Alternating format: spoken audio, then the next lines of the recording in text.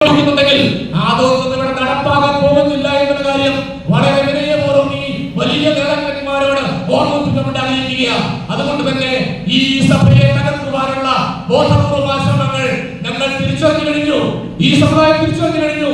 50 ലക്ഷം വരുന്ന ഒരു ജനവിഭാഗം തിരിച്ചറിഞ്ഞു കഴിഞ്ഞു. പ്രിയപ്പെട്ടവരെ, ഈ സഭയിലെ സഭാധ്യക്ഷന്മാരെയും വിശ്വാസികളെയും രണ്ട് തട്ടിലാക്കി മാറ്റിക്കൊണ്ട് അവരെ പരസ്പരം തമ്മിലടിപ്പിച്ചുകൊണ്ട് നമ്മളുടെ സഭാ സമുദായത്തെ തകർക്കുവാനായി നടത്തുന്ന ശ്രമങ്ങളൊക്കെ ഇന്നും ഇന്നലെ തുടങ്ങിയതല്ല, ഞങ്ങൾ പ്രതിരോധിച്ചിട്ടുണ്ട്. പക്ഷേ ഇന്നത് പുതിയ ഭാവത്തിൽ ചില അധിദേശങ്ങളുടെ രൂപത്തിൽ കടന്നു വരുന്നുണ്ട് എങ്കിൽ അതും ഞങ്ങൾ പ്രതിരോധിക്കുക തന്നെ ചെയ്യും.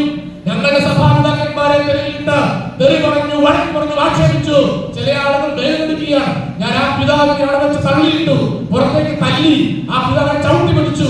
നമ്മളുടെ ആക്രോസ് പിതാവിനെ പോലും ആ വളരെ മോശമായ രീതിയിൽ ദേഹോക്രമം ചെയ്തുവെന്ന് നിങ്ങൾ വീഴ്പടക്കിയല്ലോ. ഞങ്ങളെ കാണാനൊന്നുമല്ല കേട്ടോ. പക്ഷേ ഞങ്ങളുടെ മാർഗം അതല്ല, ക്രിസ്തു പഠിപ്പിച്ച മാർഗം അതല്ല എന്ന് ഓർമ്മിപ്പിച്ചു വരട്ടെ. അല്ല എങ്കിൽ അതിനെ പ്രതിരോധിക്കേണ്ട ശേഷിയൊക്കെ ഈ സമൂഹത്തിൽ ഉണ്ട് എന്നുള്ള യാഥാർത്ഥ്യം നിങ്ങൾ തിരിച്ചറിയുന്നത്. അത് ഇത്തരത്തിലുള്ള വിടുവായന്മാരെ വാക്ക് കേട്ടുകൊണ്ട് ഈ യുവതിയെ പോലെയുള്ള സംഘടനകൾ സമരത്തിലേക്ക് കടന്നു വന്നാൽ അതിനെ ഈ സമുദായം ഒരുമിച്ചിട്ടുണ്ടായിട്ട് പ്രതിരോധിക്കുമെന്നുള്ള കാര്യം ഓർമ്മപ്പെടുത്താൻ വേണ്ടിയിട്ടാണ് പ്രിയപ്പെട്ടവരെ നമ്മൾ ഈ പ്രതിരോധ സംഘം സംഘടിപ്പിച്ചിരിക്കുക. അതുകൊണ്ട് തന്നെ നമുക്ക് ഇതിലെ വലിയ പോരാട്ടത്തിന്റെ വേദിയ. നമ്മൾ പോരാടുന്നത് നമ്മളുടെ മക്കളോടല്ല, നമ്മളുടെ വിഷ്ണുമാരല്ല.